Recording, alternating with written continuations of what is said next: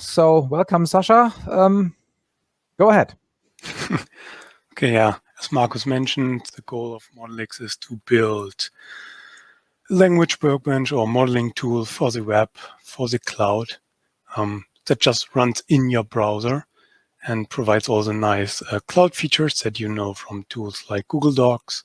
You can just share a link to a document, or in this case, a model. And yeah, you open this link and can immediately start to work with this model without having to install anything, without having to find the correct dependencies in the correct version, and you don't have to learn Git. So something that's very easy to use, which is important for the users we typically build DSLs for, who are domain experts, who are not developers, and are overwhelmed by the complexity of an IDE and, of course, of Git and everything. So we need something simple, and that's the goal of Modelix. We tried different approaches in the past. We built several prototypes. The latest one is Modelix, where we try to reuse as much as we can from MPS. So we just run MPS in the cloud and add some extensions to provide a web editor on top of it. So this is how it works. Of course, you need a browser. And then there's MPS running in headless mode on the server side. We have a plugin built for MPS that runs an HTTP server and talks to the browser. And the important difference here is a difference compared to one of our previous approaches is that we try to do as much as we can on the server side. So this client library, the TypeScript code in the browser, that's just about 500 lines. And the only thing it does is capturing user input, sending that to the browser, sending that to the server where all the behavior is implemented. And the server, MPS, then responds with an updated UI. So with having all behavior on the server side, we can implement everything in MPS. We can reuse all the languages that already exist for MPS. We don't have to implement anything new to support existing languages. All of them are generally supported by default. Then the models that we added in the browser are stored on a central model server where multiple clients can connect to. That's important for scalability because then we can run multiple MPS instances on the server side and distribute the load over them. And the model server together with a model client plugin is then responsible for keeping all MPS instances synchronized so that they are all in the same state. And then we can distribute the HTTP requests across these multiple MPS instances. But the same plugin can also be used in your local MPS IDE. You can also connect your MPS IDE to the model server and also keep the model synchronized. And this gives us the possibility to do real-time collaboration between your MPS IDE and the web editor. This is nice while we still develop this web editor. If there's any feature missing in the web editor, you can just fall back to using your local MPS because it works with the same models. And doing this, we can very early start using this web editor in production. It's not production ready yet, but we are working on that. But this approach makes it possible to use it earlier without having to implement all the features that you usually would need in a language workbench. The third thing that can connect to the model server is a Gradle plugin that we have built. So you can run your CI builds with models that are stored on the model server just by running our Gradle plugin that downloads them to the file system, and then everything works as if they were pulled from a Git repository. The vision is also to add more services that connect to the model server, maybe like a model checker that gives you live feedback while you work on the model. And if these model checks are expensive and long running, then this would be problematic to directly run them inside your IDE. And with this approach that they all work with the same model in real time, we can also run different services that give you live feedback. Running everything in the cloud often means that you use Kubernetes. You package everything as Docker images, and Kubernetes then takes care of creating instances of these Docker images. It does it does load balancing. It starts new instances in case the load increases to distribute the load across these multiple instances. You can implement health checks, so Kubernetes can detect if there's something wrong, your service is not responding anymore, then just restarts it. We have already running such a Kubernetes cluster at a publicly available cloud provider. So if you want to play around with it, just go here. But let's first do that together. I will not use this public cloud. I will use something that runs on my developer machine, just to be safe for the demo. So now let's have a look. The first thing I want to do is connect my local MPS instance to this model server that is currently empty and create some modules and models on the model server. So I have this new cloud view that comes from Modelix, and here's a list of servers that I already have added here. That's the one that's running locally. And here's all the data that is stored on this model server. Currently it's empty, so let's create something. UA, and also create a model. Now I can bind this to MPS. So now it's available inside my project view, and I can work with it as with any other model. So I had some languages, then create a base language Java class.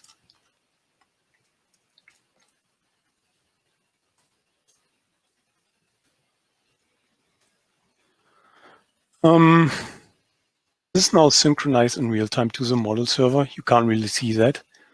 To make this visible, let's open the same class inside the browser-based editor. So the page you see here is an HTML page that is generated from inside of MPS. So these are all the modules that are loaded inside MPS. And below the horizontal line are all the package read-only ones that are shipped with MPS. And above the line are the ones that are stored on the model server. I can open this module, and I see all the models inside of it. Go to the model and see all the root nodes. If I now open this root node, I see exactly what I see inside of MPS. And that's because this is just an image captured from the MPS editor.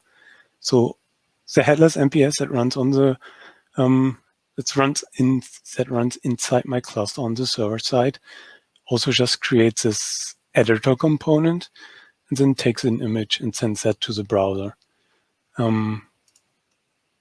But there's an active connection to the server, so whenever I change the model on the model server, then also an updated image is sent to the browser.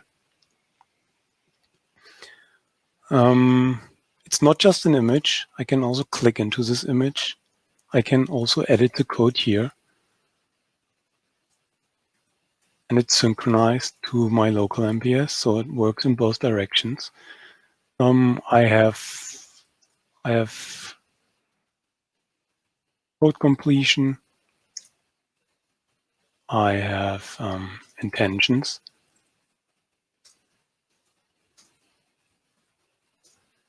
These are the same intentions that I see inside of MPS. So I don't have to re-implement them. I can just use everything that's already defined in my language.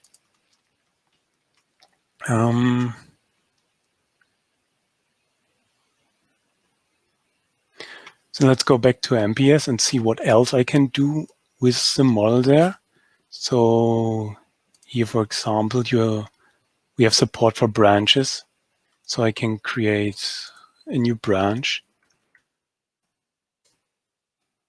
I can switch to this branch. And if I now edit my model, and this is not synchronized with the browser editor. That's because the browser is still on the master branch.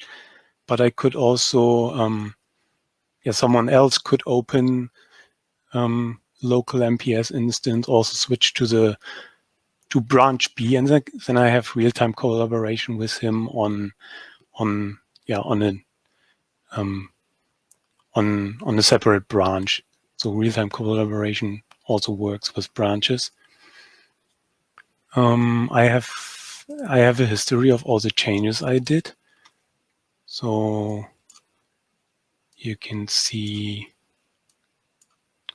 that I just edited the name, and I can load an earlier version.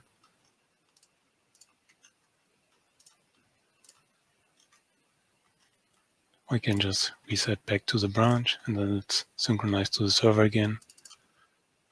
So now I'm a master, and I have real-time collaboration with the browser editor again. This image editor is nice for existing languages that you want to support by default, but we also have, but it's also possible to customize these editors to, for a new language that you build, or languages where you want to customize it for the editor, web editor, and there's a new web aspect that we provide for languages, and there you can, for example, specify your own HTML page. So let's have a look at that example. So here I have my entities language, and I said that for this entities language, I don't want to navigate through modules and models and then to root nodes. Instead, I just list all the modules together with the models that only contain entities. So I only have one, and then I open it, and here I have a page that lists that shows me all root nodes on one page. And how do I specify such a page? So here you can see this is the first page, was available under /entities. So that's the path I specify here. And the second page is available here under /entities/model. I can pass a parameter to specify which model I want to see. And you can see that I specify some transformation. So all these HTML pages are generated using an incremental model-to-model transformation engine that we implemented earlier. It's called Shadow Models. Maybe you heard about that.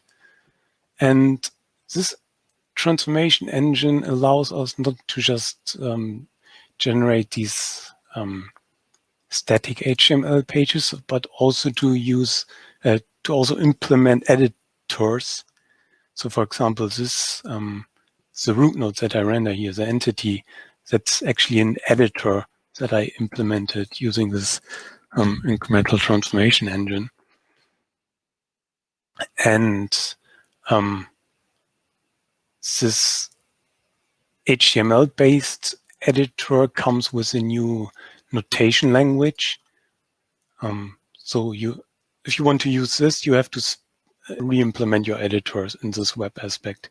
We don't use anything from this editor aspect. And this, if you heard about grammar cells, so that's an extension to the MPS editor language that is supposed to provide a more consistent editing behavior for textual DSLs by generating most of the editing actions.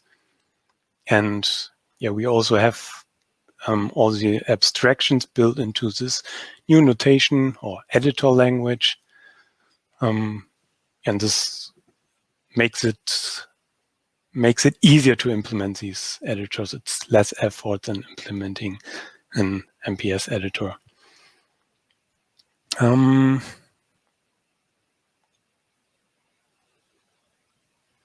will, so for this entity language, this notation language is, this editor is very small. I will show a more complex example later, but first let's have a look at these transformations that are specified in this page definition. This is how a transformation with our shadow models transformation engine looks like. And you can see here I have the repository as input, and I just generate HTML elements. So an HTML div element, and here I iterate over all the modules that are part of the repository, and I filter out those modules that contain root nodes of type entity. And down here, for example, I have, for this model page, I generate a page that iterates over all root nodes of type entity and renders one of these editors. So that's a predefined definition that's part of Modelix. If you want to embed such an editor that makes use of this notation language, then you just call this transformation. And because everything is using this transformation engine, and that also supports multi-stage transformation, we can, what you see here, we can also render the output of a transformation. So for example, you have a transformation that transforms an entity into a base language class and then shows an editor for that. So let's see how that looks like.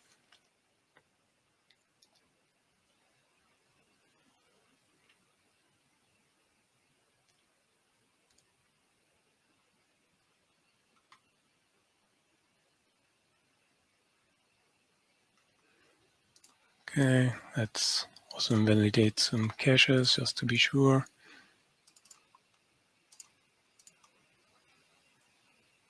So in here it shows me the Java class that is generated from this entity. And if I, for example, edit this property here, and then this, the setter name is updated. And sometimes it takes a little bit longer, sometimes it's faster. The idea is to get some live feedback of what the transformation output would look like.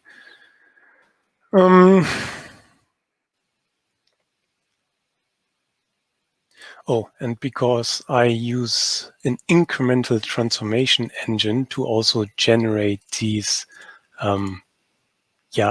HTML pages that are not editable, but I still use an incremental transformation engine, I can make use of that to support updating these pages whenever I change the model. So you get that by default for all the HTML pages that you generate with this language.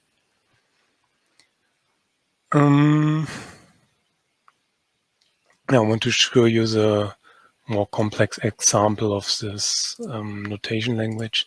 So I have implemented it for the base language class, for base language. And you can see that I have, for example, these flag cells that you know from grammar cells, these optional cells. I have a read-only model access cell, so the expression is directly visible here. So this is a constructor, and the constructor doesn't have a name. It just shows the name of the class. I have these special cells to say that I don't want any space between these cells. So instead of using this punctuation left and right styles that you know from MPS, there's a cell for that. And here's something interesting. I go back to this class and show this class using this HTML-based editor. And I, for example, create a switch statement here. And this is rendered as a table.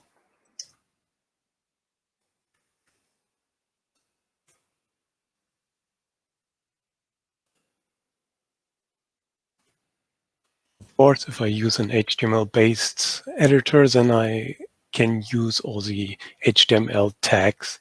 So that gives us a little bit better integration than the image-based approach. And maybe in the future, we will also use some JavaScript libraries to implement additional notations, like a graphical editor. If you build tools for building software, then it's also always useful to also build tools for debugging this software. So from MPS, for example, here in language debug, you have a few useful debug tools, and one of them is this Cell Explorer, where you can debug the editor by exploring which actions are defined, which styles, and we have something similar for when you build these web editors. So there's corresponding Web Cell Explorer, and yeah, here you can see all the cells that are generated for this editor, and I also see the HTML that is generated in a second stage of this incremental transformation. One thing that's worth mentioning is that here are these action cells. So these are, so in MPS, whenever you have defined a cell, this cell has a UI representation. So it renders something on the screen. And it has some behavior. So you always have a visualization and a behavior. And here in Modelix, we have cells that don't have a UI, that only define behavior. And that's used for example, for generating these flag cells. So if a flag is set, then it generates this constant text. But if flag is not set, then it just renders. Then it just generates one of these action cells that then have a site transformation attached for setting this flag. And being able to generate cells that are invisible into the cell tree makes it much easier to generate our grammar cells abstractions to the cell tree. One last thing I want to demo is our GitHub integration. So here's a GitHub repository from one of my colleagues. It contains a small MPS project, and I can just use the owner's name and the repository name, and use that in a URL that is available on our cluster. And here you see all the tags and branches, and here I can see all the pull requests. And if I go to one pull request and I have two options, I can clone the Git repository at that commit and load all the models in MPS. So if I choose open version, then I already prepared that, because it would, if I now click on that, it would dynamically start a new MPS instance, and that takes a minute until that's done. I can do it here. So it looks like this. They're starting MPS, and it also shows me the command line output. And when it's loaded, then it looks like this. I see all the content that's part of this Git repository and can also browse through that and kind of review this pull request. I don't have to manually find all the changes. I also have a second view. If I here choose show diff, then this is what I see for this pull request. I start this MPS instance and open the diff dialog and take screenshots of that and send that to the browser. And now I can, without starting MPS, I can see a diff of my models inside of a GitHub pull request, and I don't have to read the XML files.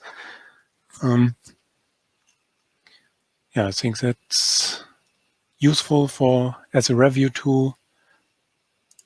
And that was the last thing I wanted to demo. Let's get back to the presentation.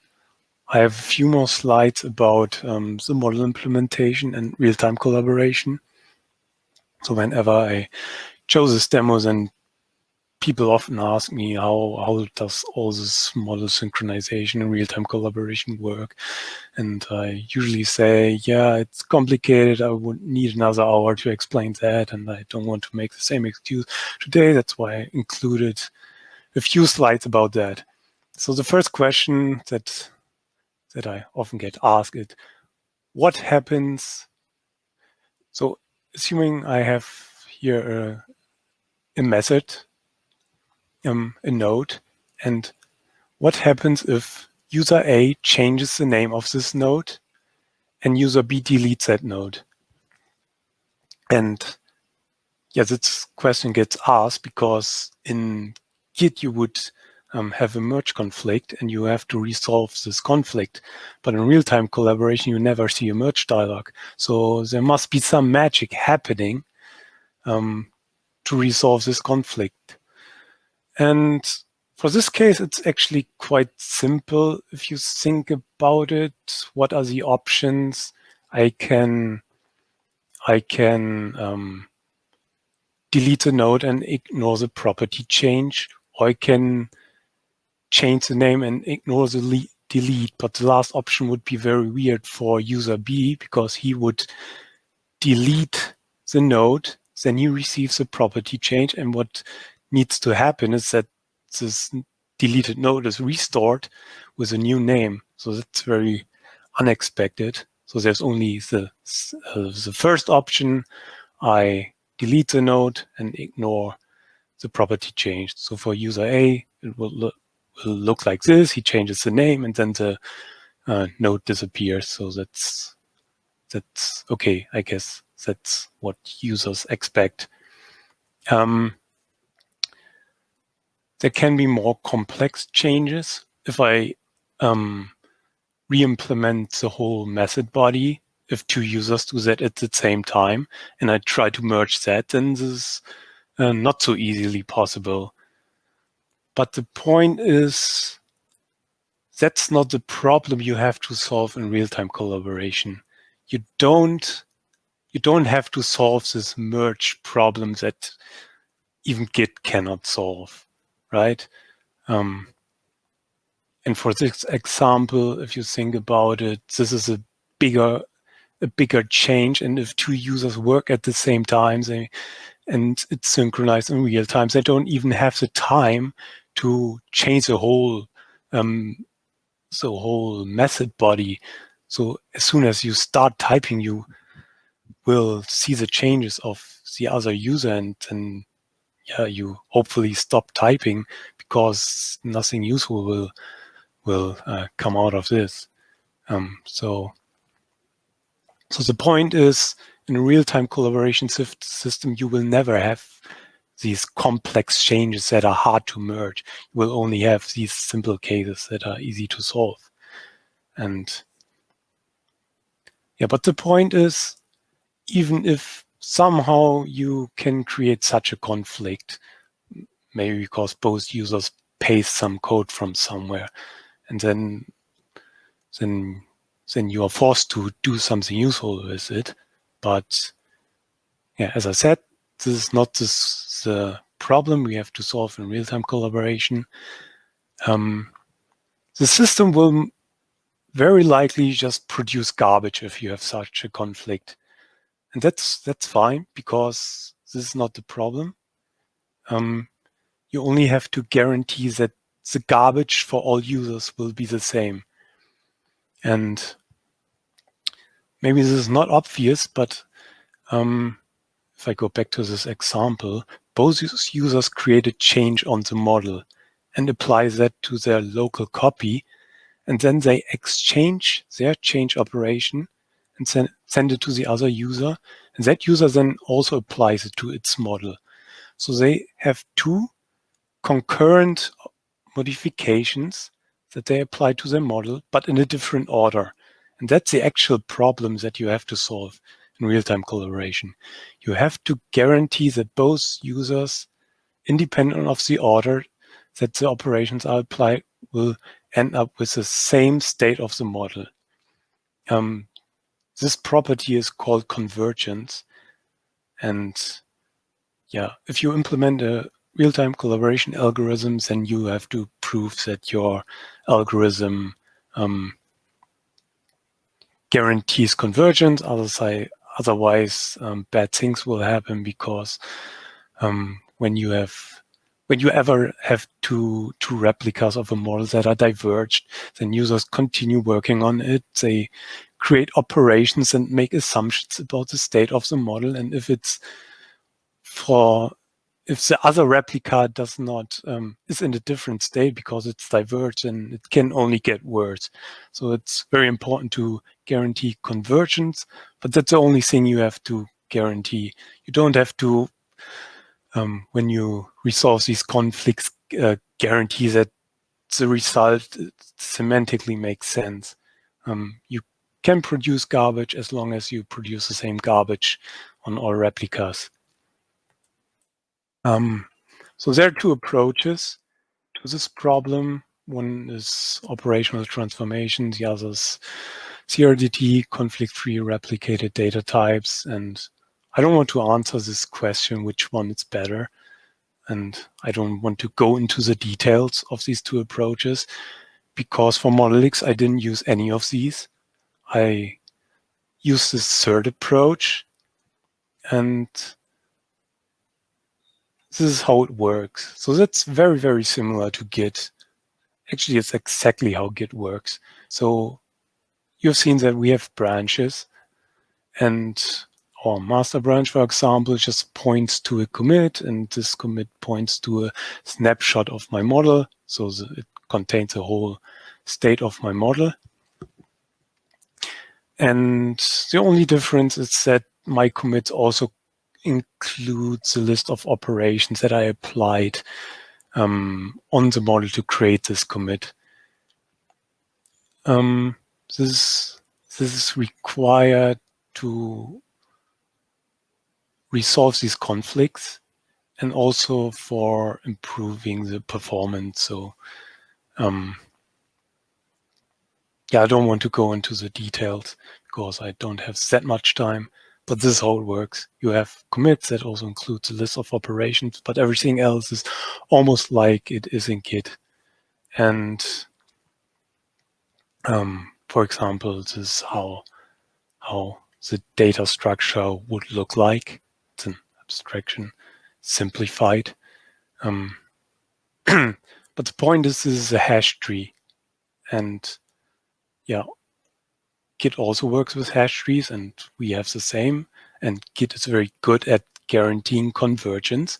And that's because this hash, this commit ID that you know from Git is just it's just a hash over all the content of this commit. And so whenever you have the state of the model, then you can calculate this hash code. And if this hash code is not the same as the one on the server, then you know you are diverged. You can easily fix that. So assuming you have some error in your merge algorithm that somehow fails to guarantee convergence, you will immediately see that by comparing this hash code. And we use this approach because we also have the requirement to store this history. So as Git stores a history, we also want to keep a history. And if we already have a data structure that's capable of guaranteeing convergence that well, then you just have to think about how do you make Git capable of synchronizing in real time and make this performant enough. And this is what we did in Modelix. We basically built a real-time version of Git, and all our data ends up in a key value store. This is similar to the object store that you might know from Git. So you serialize all the objects that are part of your data structure. So the serialized objects are the value in the key value store, and the key of an entry is a hash over the value. And that's and our key value store looks similar to the object store in Git, just that we don't store files, but we store individual nodes so that we can commit changes on nodes, and we can do a diff on the model, and it will give us not what files change, but what nodes have changed, and we can efficiently make a diff on the model and get all the changed nodes. And I think that was the last slide. Yes, and now we would have time for some questions. Yes, indeed. First of all, Sascha, thank you very much. I liked the talk a lot, and there was also a lot of appreciation shown with various chat messages. I think you can probably read the chat later to get an experience of that. I will. All right, so lots of questions. First one, a very general one from Federico. What did we, or you, or everybody learn from the previous attempt, Convecton, when building Modelix? And be kind. Yeah, sure. I don't want to say Convecton was a waste. That's not the case. No. I try to be kind. We learned a lot during Convecton, and most of what I've built for Modelix originates from Convecton. So without Convecton, I wouldn't be able to build Modelix, and I wouldn't have come up with the approach that I now use for Modelix.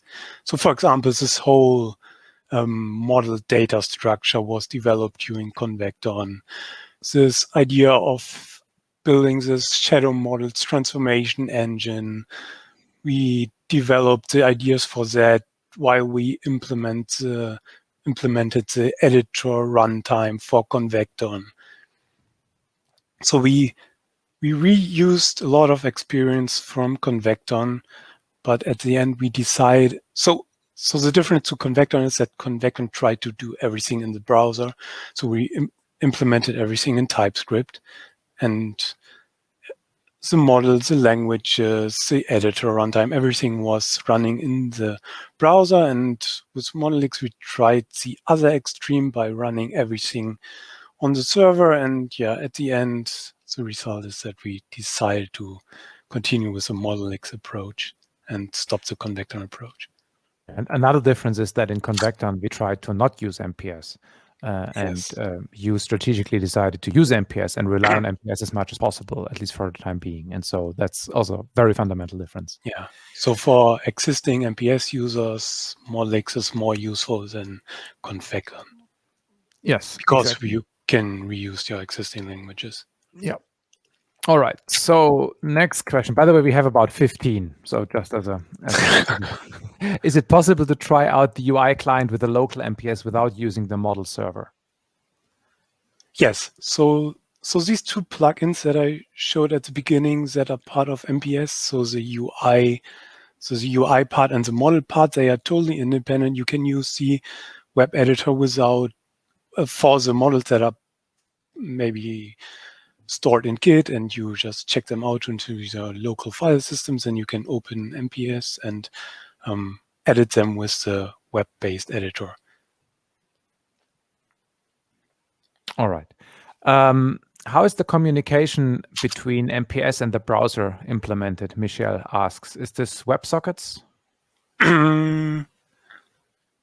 Yes, this is WebSockets. So between the model server and MPS, we use a REST API, and between the browser and MPS, we use WebSockets.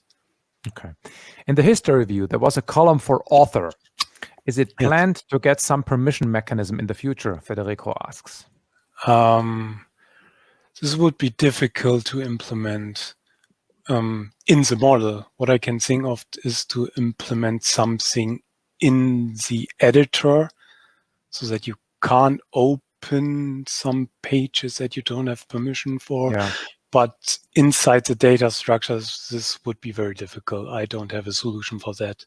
Yeah, but what we definitely have to do is some kind of login and authentication mechanism so that we know, like really know who made the changes. So that is certainly on the roadmap.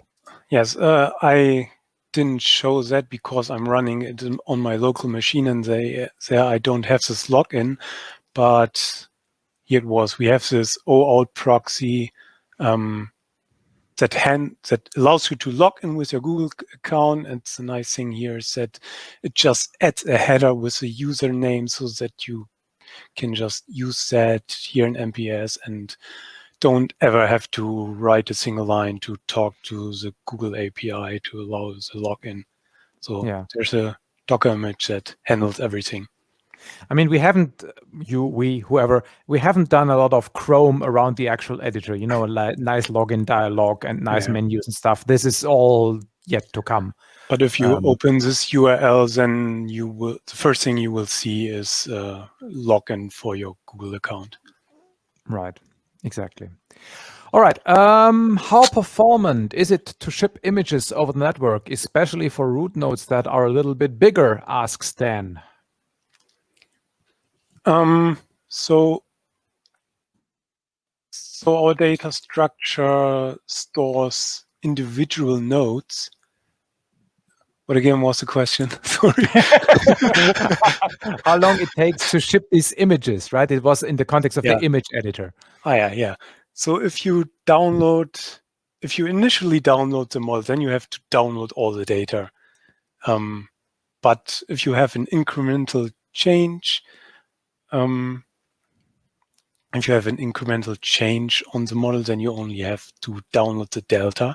And if you, I guess he means the history view. If I switch between versions, then I also don't have to download the whole version. I just download the delta between that version and what I already have downloaded. I think in this image-based editor, you also ship, at least you did this a while ago, you ship partial images, right? You don't send the whole images image again and again if you make changes in the image-based editor. You send delta images and overlay them, correct? Yes. Let me quickly, if I can find this slide. It is.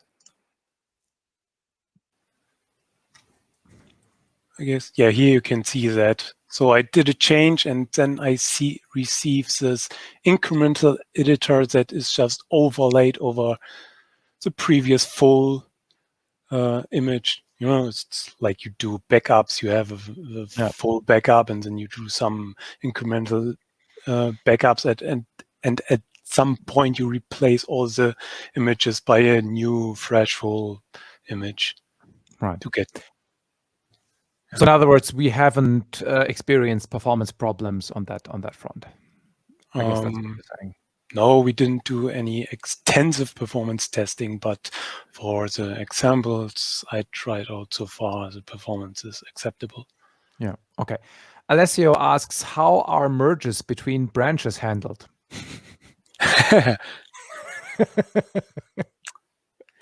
So our data structure is exactly very similar to Git. So if you do a merge, which we haven't yet implemented, then you would have the same problem as you have in Git. I mean, you can use this automatic merger, but it will most probably produce garbage. And if you want to use something that's, if you want to produce something useful, then in the future, we also have to implement this merge dialog that allows you to resolve these conflicts in a non-automatic way. So in other words, right now, we don't resolve the branches. We don't merge the branches. I mean, it's possible with this automatic merger. Yeah, okay. As I said, and if you just edited some model part that does not have a conflict with the branch you want to merge into, then this is fine. You can do that. I also think once, if and when somebody implements this manual merge, it's still easier to do than in Git because you have these change history, right? You have to change commands. So it's semantically more rich than just merging text files, correct? Yes, I do. So Git works on text files and lines, and here we have nodes, and that's way easier to merge than XML files. So in other words, the UI to do a manual merge is missing, but the data structure permits it conveniently. Yes. Okay. Antonio asks, is there a way to make available only the editors and not the DSL structure for the end user's usage? I honestly don't quite understand what Antonio means by that. Do you? Maybe he means, if you don't want users to steal your intellectual property, just allow them to edit models, but don't have access to the language. Yeah, if you deploy that to a Kubernetes cluster, then you don't see the languages, you just see these editors. And if you never publish your languages, just put them into your cluster that you manage, then users they don't have access to the language, but they can still edit the models. Yes, this is possible. In the notation definition, Federico asks, we see different colors. Do they have meaning? Maybe that's a question from the colorblind.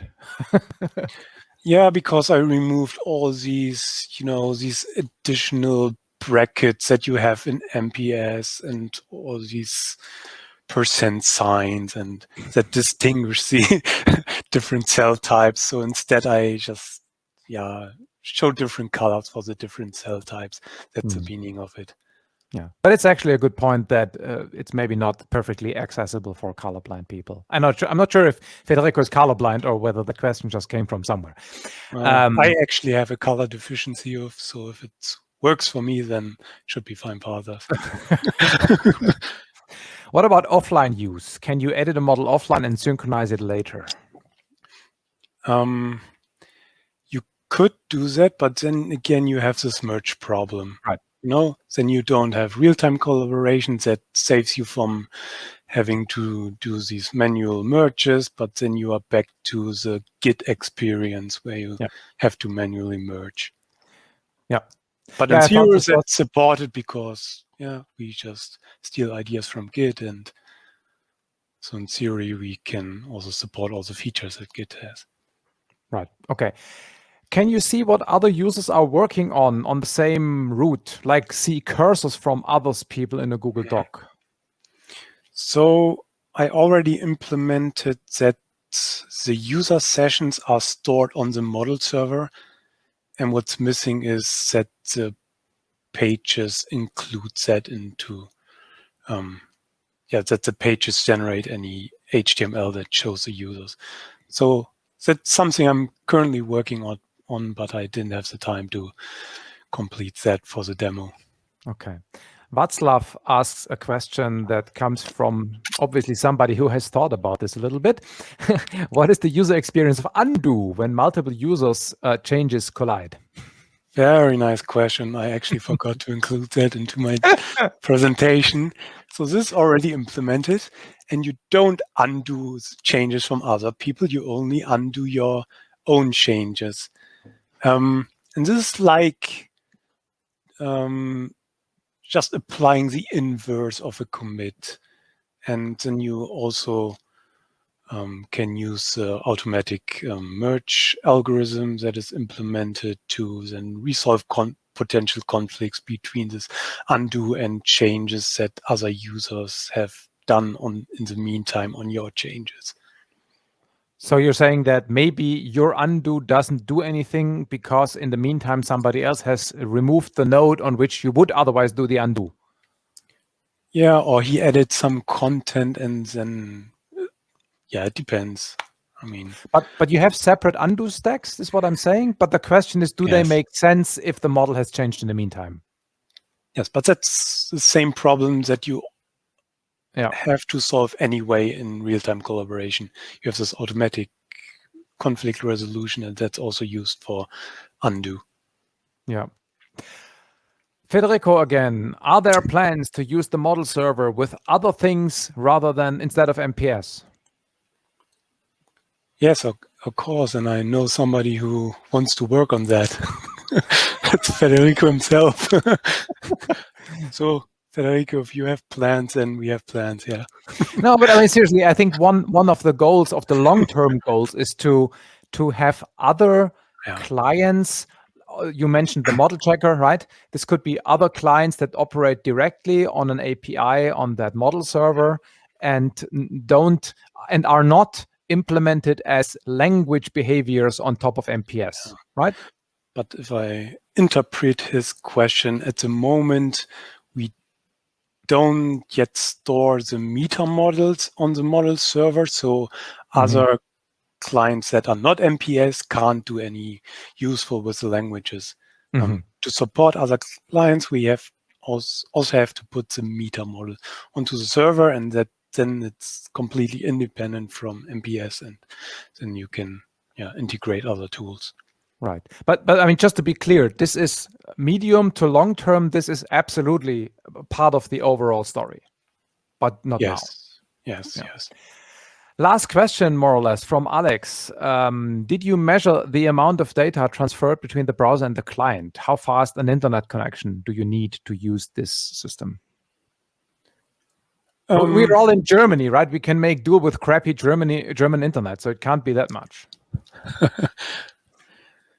I mean, it can take a bit longer to download the initial version, but the thing is you don't have to download the whole version. If you only look at one root node of your model, then you only have to download that root node. You don't have to download the whole potentially large model. You can. So we have support for partial loading, and it's also lazily loaded, so I can download the part I'm working on, and if I then navigate somewhere else, and I can lazily load those parts of the model that I now need. So because of that, you don't need a fast internet connection. Okay. 2 more questions in the remaining 3 minutes. How did you implement image editing in the browser? How do you edit images? Yeah, it's simple. It's similar to a remote desktop. You capture user input. If you click on the image, you just remember the cursor position. You use the coordinates of the inside this image, send that to MPS, where it simulates this mouse or keyboard event, and then you update, you send a new image to the browser. So it's just like remote desktop, very simple. Okay. And a question that connects to the meta model discussion we had a moment ago. How do you make sure that the meta models are the same on every one of these MPS instances that work together on these models? I don't. Exactly. Yet. No, but that's a problem we still have to solve. the serious answer is that you have to deploy and install the languages into MPS, right? They are not magically transferred if you check out the model. The languages have to be there right now. Yeah, somewhere we have to also store the language version inside the models, or maybe we have to make them independent of the languages, and then the language have to check if its meta model matches the one on the server. Yeah. As a kind of at least safety that you don't edit the models with an unsuitable language, right? Yes. Okay, so do we have a public roadmap? Yes, there is a website, modelix.org, right? Yes. That has a roadmap, not Well, terribly yeah. detailed. Yeah, kind of, exactly. But something, I think, I'm not sure you said it or anybody else said it. This is open source, right? Yes. And I think we want people to perhaps maybe not just use, but also maybe help and document and do things like that. Yeah, of course, at the end, customers with money decide about the roadmap. Yeah, or the people who volunteer to do stuff, right? I mean, of course. Yeah, there's also a Slack channel in the JetBrains MPS Slack team. Right. All right, so Sascha, thank you very much. I thought this was great. Lots of interesting questions as well. Thank you very much. Thanks.